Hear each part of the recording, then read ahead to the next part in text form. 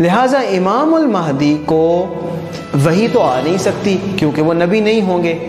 تو یا تو انہیں الہام ہوگا یا انہیں سچے خواب آئیں گے جن کے ذریعے سے اللہ تعالیٰ ان کی رہنمائی فرمائے گا۔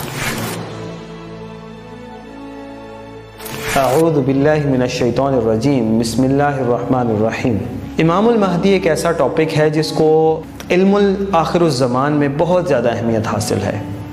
امام المہدی کے بارے میں بہت سارے غلط العام چیزیں ہیں، بہت سارے میتھس ہیں۔ آج ہم ان کو فیکٹس کے ساتھ کمپیئر کریں گے اور ان میتھس کو بریک کریں گے۔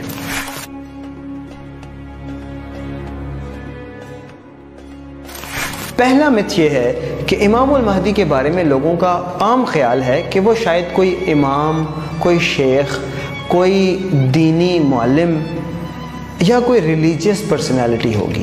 جبکہ حقیقت یہ ہے کہ امام المہدی دراصل مسلمانوں کے ایک لیڈر ہوں گے، مسلمانوں کے ایک حکمران ہوں گے، ایک خلیفہ ہوں گے کہ جو دنیاوی اور دینی علوم پر مکمل دسترس رکھتے ہوں گے۔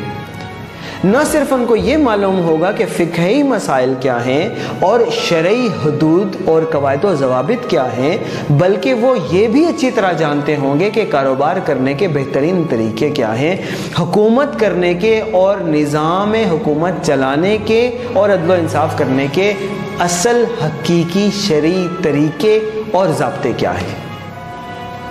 لہٰذا ضروری نہیں ہے کہ امام المہدی کوئی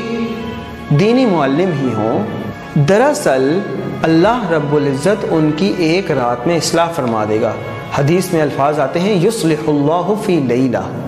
اس سے یہ معلوم ہوتا ہے کہ جب ان سے بیعت لی جائے گی، لوگ ان کے ہاتھ پر بیعت کریں گے، اس وقت میں اللہ تعالیٰ ان کو بدل دے گا اور ان کو وہ تمام علوم اور تمام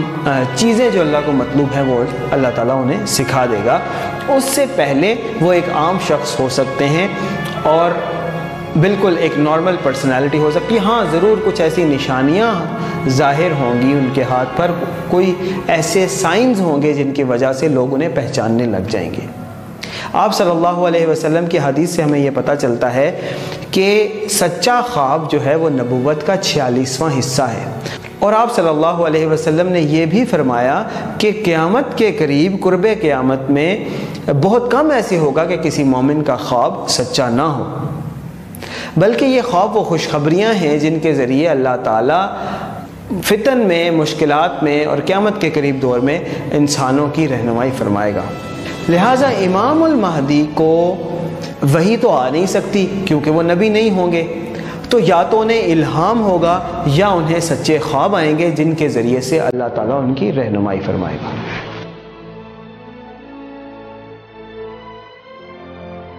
میتھ نمبر 2،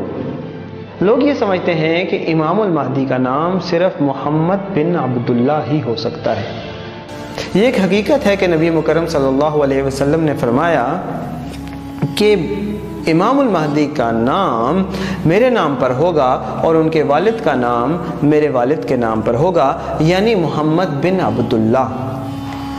لیکن لوگوں نے خود سے ساتھ ایڈ کر لیا کہ ان کی والدہ کا نام بھی آمنہ ہوگا اور اس طرح کی بہت ساری چیزیں، کہ ان کے ساتھی بھی ابو بکر ہوں گے اور اس طرح کی باتیں۔ یہ سب باتیں میتھس ہیں، ان کا حقیقت سے کوئی تعلق نہیں۔ اور جو نام ہے اس میں بھی یہ سمجھنا ضروری ہے کہ احادیث میں اور روایات میں بہت سی چیزیں سمبولک بھی ہو سکتی ہیں۔ لہٰذا امام المہدی کا نام محمد بن عبداللہ بھی ہو سکتا ہے اور احمد بن عبداللہ بھی ہو سکتا ہے، محمد بن عبد الکریم بھی ہو سکتا ہے، محمد بن عبد الحی بھی ہو سکتا ہے اور احمد بن عبد العزیز بھی ہو سکتا ہے۔ یعنی اللہ کے نام کے ساتھ عبداللہ، عبد العزیز، عبد الحی، عبد القیوم، عبد الکریم، اس طرح سے ان کے والد کا نام اور اپنا نام ان کا محمد یا احمد ہو سکتا ہے۔ اور اس میں یہ بھی سمجھنا ضروری ہے کہ ہمارے ہاں جو نام رکھے جاتے ہیں ان میں اکثر محمد کا نام ایڈ کیا جاتا ہے، لہٰذا آپ کو یہ نام عام سننے میں ملیں گے کہ محمد جمیل، محمد علی،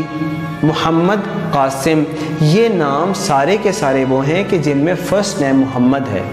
لہٰذا ہمیں اپنا آئینہ، اپنی گلاسز براڈ کرنی ہوں گی کہ یہ نہ ہو کہ امام المہدی آ جائیں اس دنیا میں اور ہم یہی دیکھتے رہیں کہ ان کا نام محمد بن عبداللہ اسپیسیفکلی شاید نہیں ہے، ہو بھی سکتا ہے اور شاید کچھ اس سے سملر بھی ہو۔ تو لہٰذا فرسٹ نیم لاسٹ نیم دونوں کا خیال رکھنا چاہیے کہ فرسٹ نیم محمد ہونا چاہیے، لاسٹ نیم کچھ بھی ہو سکتا ہے۔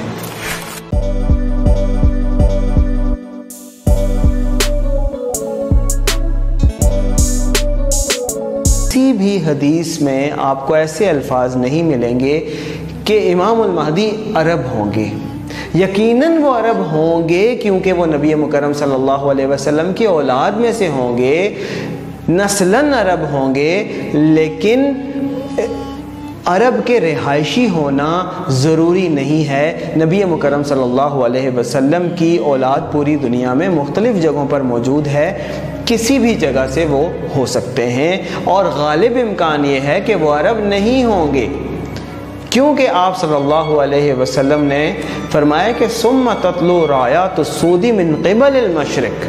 فبایعوہ ولو حبوا علی الثلج فإنہ خلیفۃ اللہ المہدی، کہ ایک وقت آئے گا کہ خلیفہ کے بیٹوں میں تضاد ہوگا اور اس کے بعد کالے نشان طلوع ہوں گے مشرق کے جانب سے، اور اگر تمہیں برف پر گھسٹ کر جانا پڑے تو بھی جا کر ان کے ساتھ شامل ہو جانا، ان کی بیعت کرنا۔ فَإِنَّهُ خلیفۃ اللہ المہدی، کیونکہ ان کے درمیان اللہ کے خلیفہ امام المہدی ہوں گے۔ یعنی یہ حدیث ہمیں بتاتی ہے کہ امام المہدی مشرق کی جانب سے آ سکتے ہیں۔ جو بیعت کا واقعہ ہے، جو خانہ کعبہ کے دیوار کے ساتھ ہونی ہے، وہ سفر کے بعد بھی ہو سکتا ہے۔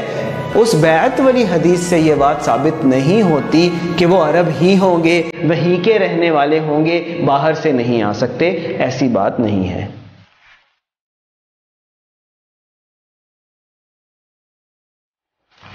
متھ نمبر 4، امام المہدی کے بارے میں یہ سمجھا جاتا ہے کہ وہ 40 سال کی عمر میں بیعت کریں گے، حکمران بنیں گے، جبکہ احادیث سے ہمیں جو بات پتہ چلتی ہے وہ یہ ہے کہ امام المہدی کا ظہور 40 سال کی عمر میں ہوگا،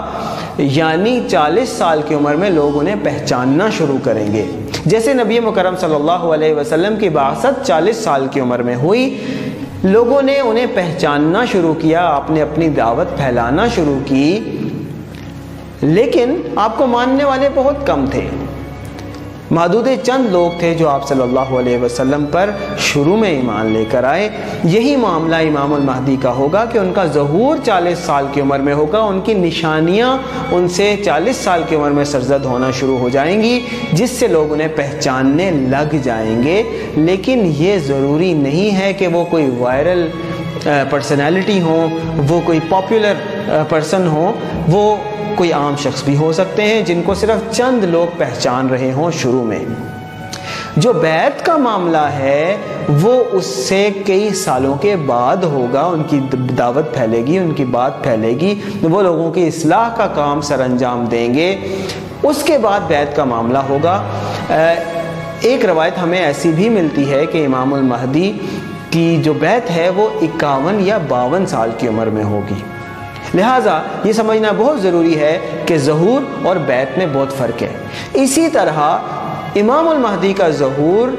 کسی بھی جگہ ہو سکتا ہے، دنیا میں کسی بھی جگہ ہو سکتا ہے، کیونکہ اس کو کوئی بھی حدیث اس کو اسپیسیفائی نہیں کرتی کہ ان کا ظہور کہاں ہوگا۔ ہاں البتہ ان کی بیعت جو ہے وہ خانہ کعبہ کی دیوار کے ساتھ ہوگی۔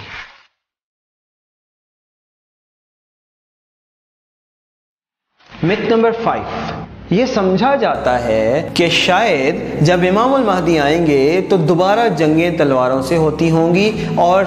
ٹیکنالوجی ختم ہو جائے گی اور ہم پرانے زمانے میں دوبارہ پہنچ جائیں گے، جبکہ حقیقت یہ ہے کہ امام المہدی جب آئیں گے تو دنیا میں ٹیکنالوجی جہاں پہنچی ہوگی اس سے آگے اس کو لے کر جائیں گے، اور امام المہدی کے دور میں زمین اپنی فصل میں سے کچھ بھی نہیں رکھے گی، ساری کی ساری فصل اگا دے گی، آسمان اپنی بارش میں سے کچھ بھی نہیں رکھے گا، ساری کی ساری بارش برسا دے گا، اور زمین اپنے خزانے اگل دے گی، ہر ایک خوشحال ہوگا، ہر طرف سکون ہی سکون، امن ہی امن ہوگا۔ تو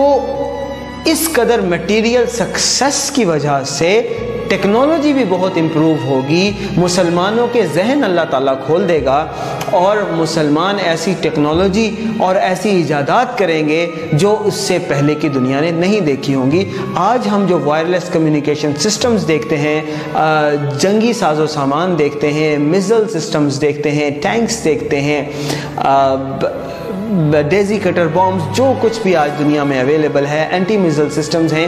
یہ سارے کے سارے اس کے مقابلے میں ہیچ نظر آئیں گے